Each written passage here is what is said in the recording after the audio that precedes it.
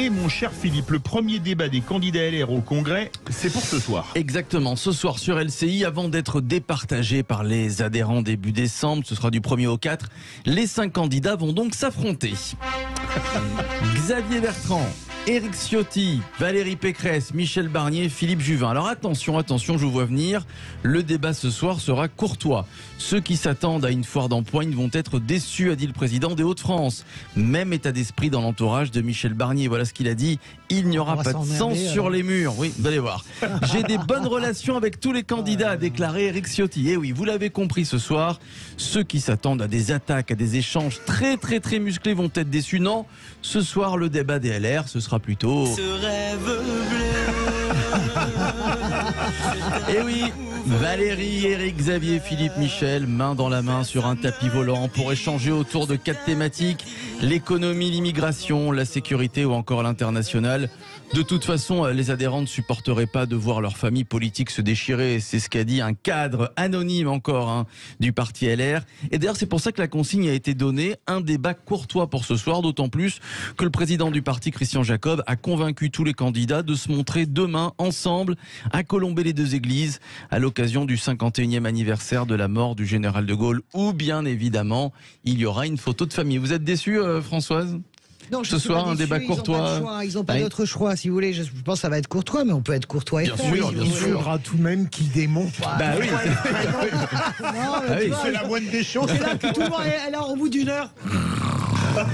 Parce que vraiment l'enjeu pour Michel Barnier, c'est de pas être chiant. C'est ça. Alors là, lui, il doit montrer qu'il est vivant, puisque apparemment c'est la nouvelle star du Congrès. Mais enfin, j'y crois pas trop. Aux États-Unis. Lydia, dans le micro. Joe Biden aux États-Unis. Bah oui, il avait cette image. Il veut travailler cette image. Par rapport à Joe Biden, il est jeune. Ouais. Oui. En plus. On le surnommait l'endormi. L'endormi, Joe Biden, vous vous rappelez ? Et Éric Zemmour entretient toujours le suspense. Et oui, candidat, pas candidat, que va faire Éric Zemmour ? Alors, il a quand même en partie répondu hier, écoutez. Tout est en place. Il ne reste plus qu'à appuyer sur le bouton et à décider du jour et de la manière. Voilà, vous l'avez compris, Éric Zemmour devrait donc bien appuyer sur le bouton. 3, 2, 1, 0. All engine running. Alors, la question qui se pose, enfin il l'a dit, mais la question qui se pose, c'est quel sera le jour et surtout quelle sera la manière. Alors moi je lui propose quand même à Éric Zemmour de venir dans les vraies voix entre 17h et 19h, après une petite blague ou un petit jeu de mots signé Philippe David. Vous connaissez l'histoire de la femme qui va acheter un meuble chez Ikea? Voilà, bon, on la connaît pas mais on veut pas savoir. Après la blague Ikea donc, Éric Zemmour pourrait peut-être ici enfin se déclarer candidat. En plus, il serait ici en terrain connu puisqu'il y a son ami Philippe Bilger ici présent, qui sera toujours là pour prendre sa défense. C'est scandaleux, ça. Voilà. C'est scandaleux, c'est ce que dira Philippe Bilger si on titille Éric Zemmour. Vous avez raison, il cherche une manière très originale. C'est fin novembre qui fera ça. Ah oui, alors c'est avant le 4 décembre. À mon avis, en tout cas, il peut pas traîner. Mais il peut pas traîner parce qu'il devient lassant là. Ça explique aussi parce qu'il plafonne. Il est fatigant, les gens en ont ras-le-bol. Et en plus de ça, il sait très bien qu'il est très ennuyé. Maintenant, c'est le temps des Républicains. Voilà, c'est le temps de Macron qui a décidé de parler demain, c'est-à-dire qu'il va pourrir le premier débat des Républicains. Oui. Mais c'est le moment des Républicains, donc Éric Zemmour a intérêt de se déclarer assez vite et de façon assez spectaculaire s'il ne veut pas disparaître. Pourrir Macron demain soir. Il se murmure, je ne sais pas si vous avez l'info, qu'un zénith serait c'est ce que tout le monde réservé pour la mi-novembre. Voilà.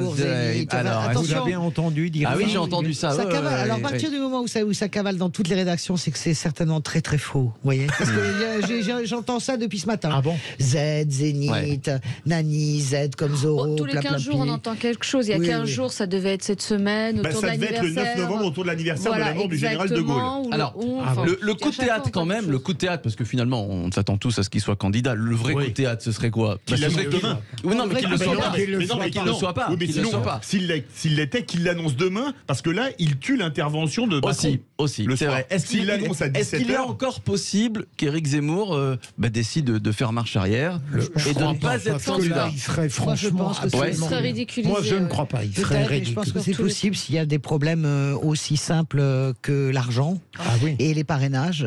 Pour mener une campagne, il va être obligé de faire un emprunt personnel. Après, c'est lui qui doit évaluer si déjà au second tour, est-ce qu'il y a très peu de chance, où est-ce qu'il se situe et est-ce qu'il est en dessus de 5 ou en dessous. Il y a des gens très sages autour de lui qui lui explique, petit 1, qui sera peut-être pas au-dessus de 5, petit 2, qui va se retrouver avec des sommes colossales à rembourser, petit 3, qu'il est en train un peu de fusiller sa vie. Il y a des gens qui pensent comme ça et qui lui disent ça. Alors qu'il y a un sondage qu'il met au 2e, François. Oui, mais bien on est sur la marge d'erreur. Franchement, honnêtement, moi, je suis pas sûr. Je pense que ça se réfléchit. On est sur on est sur 15 millions d'euros. Je pense qu'il ne peut pas faire marche arrière maintenant.